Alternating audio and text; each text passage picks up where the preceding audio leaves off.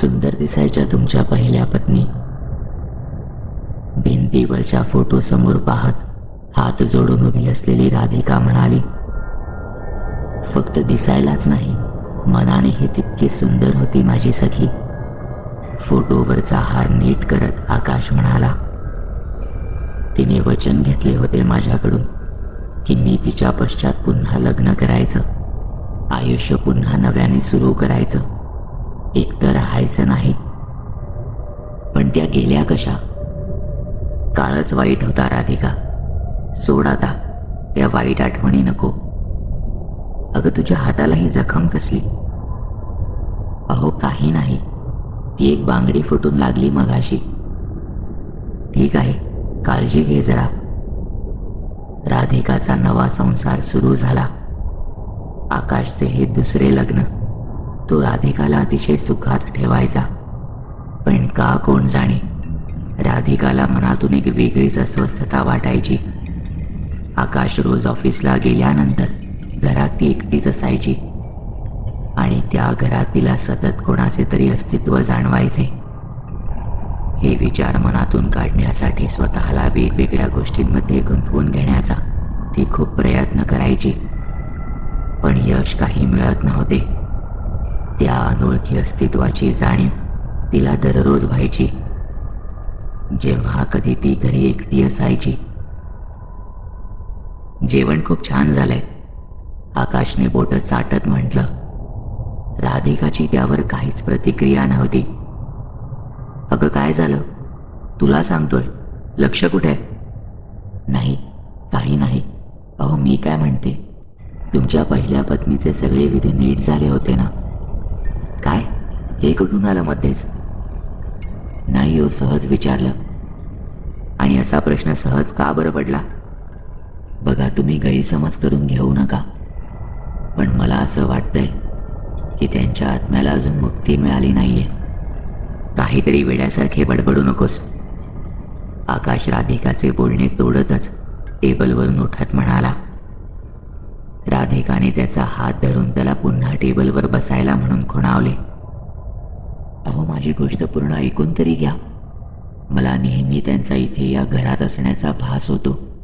त्यांचा जीव अजूनही तुमच्यात गुंतला आहे असे मला वाटते. वा, बरंच आहे मग. तुला घरात एकटे नाही वाटणार, छान सोबत होईल. अहो गंमत करण्याचा विषय नाही हा. मग गंमत नको करू तर काय करू? तू जे बोलते आहेस त्याचा जरा स्वतःही विचार कर. अहो मी खरंच सांगते, मला खरंच. हे बघ, हे सगळं तुझ्या डोक्यातून काढून टाक आणि हा विषय इथेच संपव. हे आत्मा वगैरे असं काही नसतं, आणि असं काही असलं तर सखीचे आशीर्वादच असतील आपल्यासोबत. एवढं म्हणून आकाशने आपले रिकामे ताट उचलले आणि या स्वयंपाकघरात निघून गेला. पण आकाश जे म्हणाला होता की तिचे फक्त आशीर्वाद असतील आपल्यासोबत, हे मात्र तिला काही रुचले नाही. कारण तिच्यासोबत घडणाऱ्या घटना त्याने नीट ऐकूनच घेतल्या नव्हत्या. रात्री कसल्याशा आवाजाने राधिकाचे डोळे उघडले.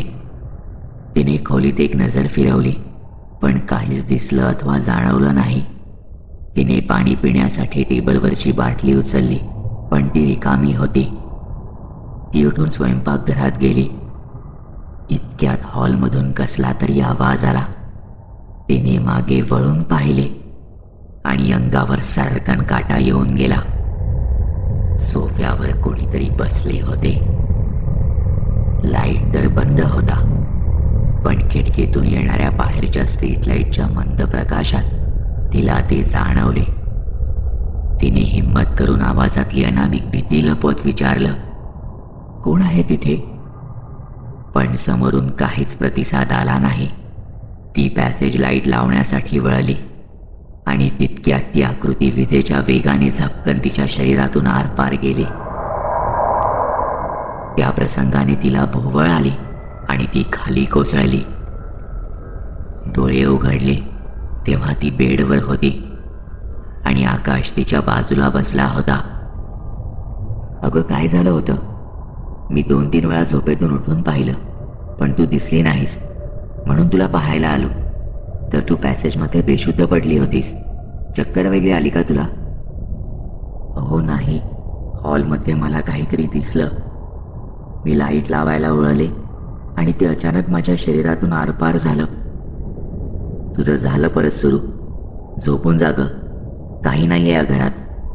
काहीतरी वाईट स्वप्न पडले असेल तुला. अहो, स्वप्न असतं तर मी इथे बेडवर असते, पॅसेजमध्ये का असते? हे बघ, हा तुझा सगळा भ्रम आहे. तुला जसे वाटते तसं काही नाही आहे. आणि असतं तर ते मलाही दिसलं असतं ना. आता झोप शांतपणे. जास्त विचार करू नकोस. पण इतकं सगळं झाल्यानंतर राधिकाला झोप कुठून येणार होती? ती तशीच बेडवर पडून राहिली. दुसऱ्या दिवशी सकाळी आकाशचा जेवणाचा डबा तयार करत होती. रात्री झोप न झाल्याने तिला जेवण वगैरे करायला जरा उशीरच झाला होता. त्यामुळे तिची धावपळ सुरू होती. डबा तयार करून ती आकाशला द्यायला हॉलमध्ये गेली. तितक्यात तिच्या मागून कपबशा फुटायचा जोरात आवाज आला. ती दचकून धावत स्वयंपाकघरात आली आणि पाहते तर काय, स्टँडमध्ये धुवून ठेवलेल्या बशा आपोआप खाली पडून चुरा झाल्या होत्या. पण त्याहून धक्कादायक गोष्टीवर तिची नजर स्थिरावली होती. तिच्या अगदी जवळ जमिनीवर चाकू उभा टेकला होता. जर त्या कपबशा फुटण्याच्या आवाजावर तिने मागे पाहिलं नसतं तर डबा घेऊन पळताना तो चाकू तिच्या पायात घुसलाच असता. पण तो असा आपोआप उभा कसा राहिला ते तिलाही कळत नव्हतं. तिला तिच्या डोळ्यांवर विश्वास बसत नव्हता. एवढ्यात तो सगळा आवाज ऐकून आकाश पळत तिच्या जवळ आला आणि राधिका तो चाकू त्याला दाखवेल एवढ्यात तो चाकू जमिनीवर आडवा झाला. हा एक प्रसंग राधिकाला बरेच संकेत देऊन गेला. ती अदृश्य शक्ती नक्की आकाशची पहिली बायको सखी होती की अजून कोणी ते माहीत नाही. पण तिला राधिकाचं तिथे असणं नकोसं झालं होतं. तिचा उद्देश तिला इजा पोहोचवण्याचा, कदाचित तिला संपवण्याचा होता. पण या सगळ्या गोष्टी ती शक्ती आकाशच्या नकळत करत होती. कदाचित सखीच असेल ही. ती गेल्यानंतरही आकाशचे तिच्यावर तितकेच प्रेम आहे आणि कदाचित ते प्रेम माझ्यावर.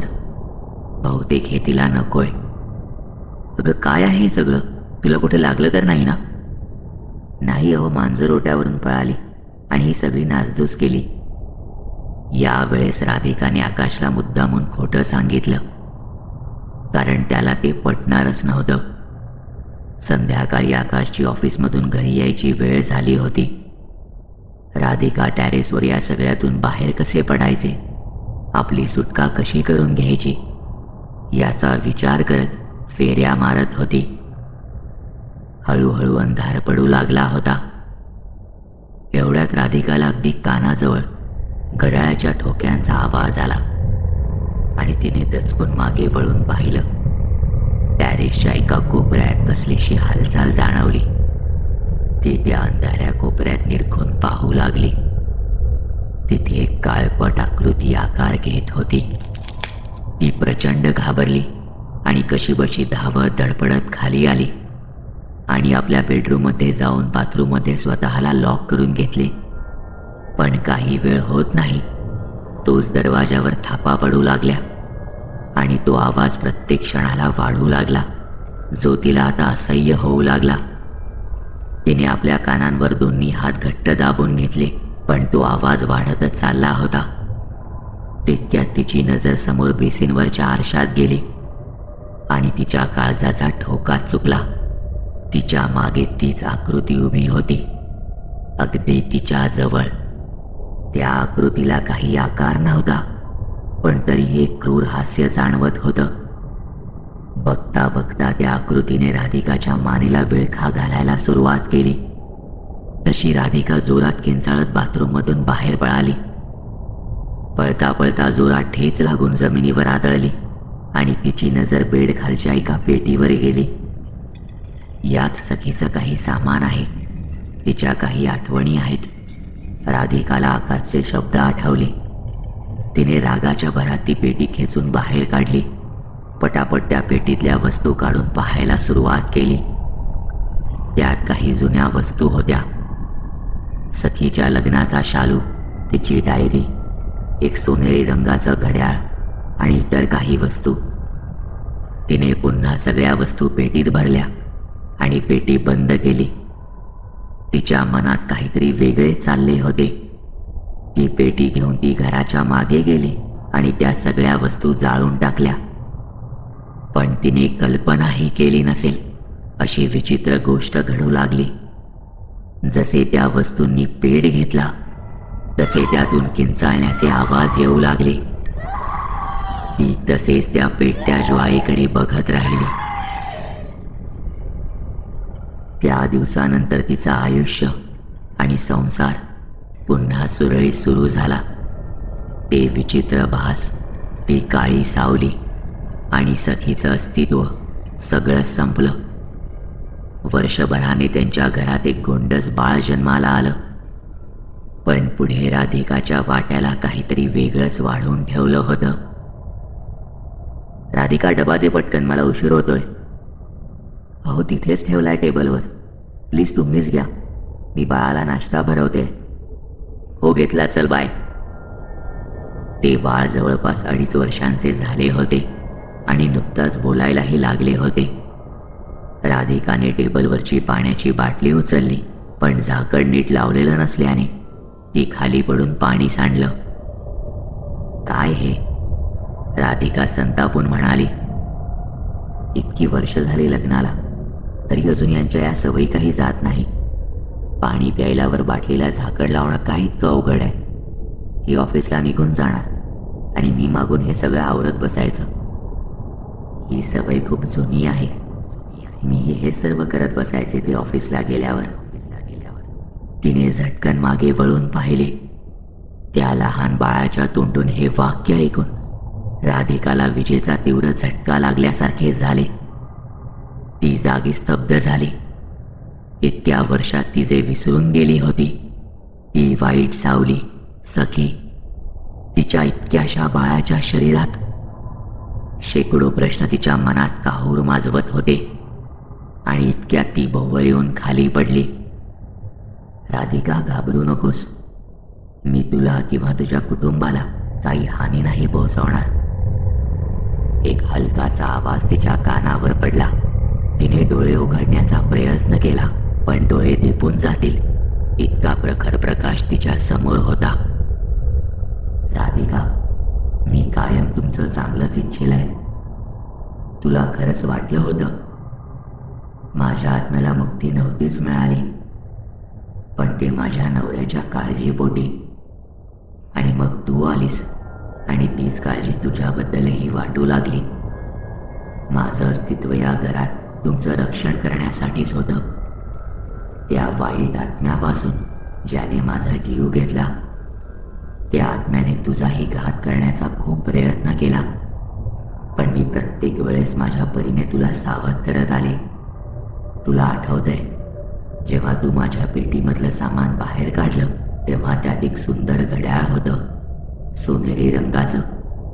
ते माझं नव्हतं, मला ते रस्त्यात सापडलं होतं.